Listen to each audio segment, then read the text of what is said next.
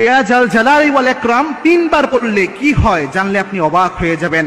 ইয়া জাল জালালি ওয়াল ইকরাম এই শব্দটা যদি আপনি তিনবার পড়তে পারেন, এটার যে ফজিলত রয়েছে এটা জানলে নিজেই অবাক হয়ে যাবেন, যেটা রাসূল সাল্লাল্লাহু আলাইহি ওয়াসাল্লামের হাদিসের মাধ্যমে জানা যায়। দেখেন আল্লাহর হাবিব সাল্লাল্লাহু আলাইহি ওয়াসাল্লাম তার জীবদ্দশায় যে আমলগুলো করতেন, যে জিনিসগুলো জানিয়েছেন, যে ইনস্ট্রাকশনগুলো দিয়ে দিয়েছেন, এই সবগুলোর মধ্যে বারাকা রয়েছে।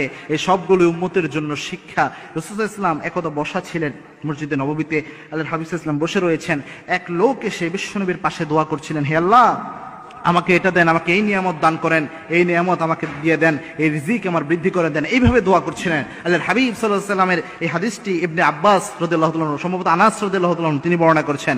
আনাস রাদিয়াল্লাহু তাআলা আনহুকে বিশ্বনবী বললেন, আনাস এই লোক যে এখানে বসে দোয়া করছে, আল্লাহ আমাকে এই নিয়ামত দেন, এই রিজিক দেন, এই জিনিস দান করেন, এই ব্যক্তির দোয়া আল্লাহ খালি হাতে ফেরত দেবে না। কারণ এই ব্যক্তি যখন দোয়া করেছে, এই ব্যক্তি ইসমে আজম দিয়ে দোয়া করেছে, তিনটি শব্দ এই ব্যক্তি পড়েছে। এক নাম্বার পড়েছেন ইয়া হাইয়ুন ইয়া কাইয়ুম, এর পরে পড়েছেন ইয়া জাল জালালি ওয়াল ইকরাম।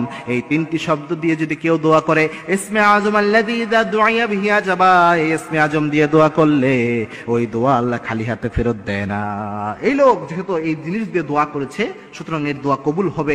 এখানে যে ইয়া জাল জালালি ওয়াল ইকরাম এই জিনিসটা পেলেন, এই ইয়া জাল জালালি ওয়াল ইকরাম এটা কি ইসমে আজম বলা হয়।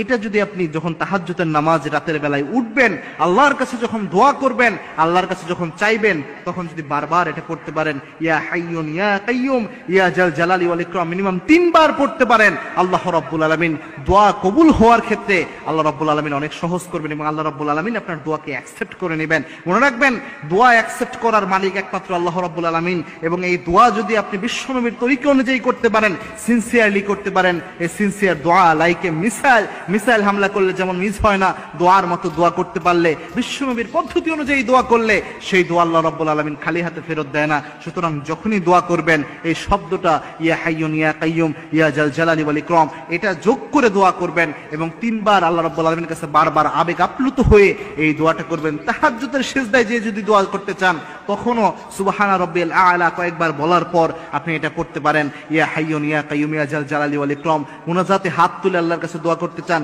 তখনও আপনি এটা আমল করতে পারেন, ইয়া হাইয়ুন ইয়া কাইয়ুম ইয়া জাল জালালি ওয়াল ইকরাম। অথবা নামাজে সালাম ফিরানোর আগে যখন আমরা অনেক সময় মাসনুন দোয়াগুলো যে করা হয়, যেটা রাসূল সাল্লাল্লাহু আলাইহি ওয়াসাল্লাম সারা জীবন করেছেন, এই অবস্থায় যদি আপনি এই আমলটা করতে পারেন, ওই সময় আপনি এই 3টে শব্দ পড়ে এরপরে যদি আপনি এই দোয়াটা করতে পারেন, যে কোনো দোয়া, যে কোনো মনের বাসনার জন্য আল্লাহর কাছে চাইতে পারেন, আল্লাহ রাব্বুল আলামিন আপনার মনের আশা ভরসা অবশ্যই আল্লাহ রাব্বুল আলামিন কবুল করে নেবেন। এবং এই দোয়াটি, এই শব্দটি আল্লাহ রাব্বুল আলামিন সবচেয়ে পছন্দ করেন। এই শব্দ 3টিকে এই জন্য ইসমে আজম বলা হয়। এই আমল করার তৌফিক আল্লাহ আমাদের সকলকে দান করুন, আল্লাহুম্মা আমিন।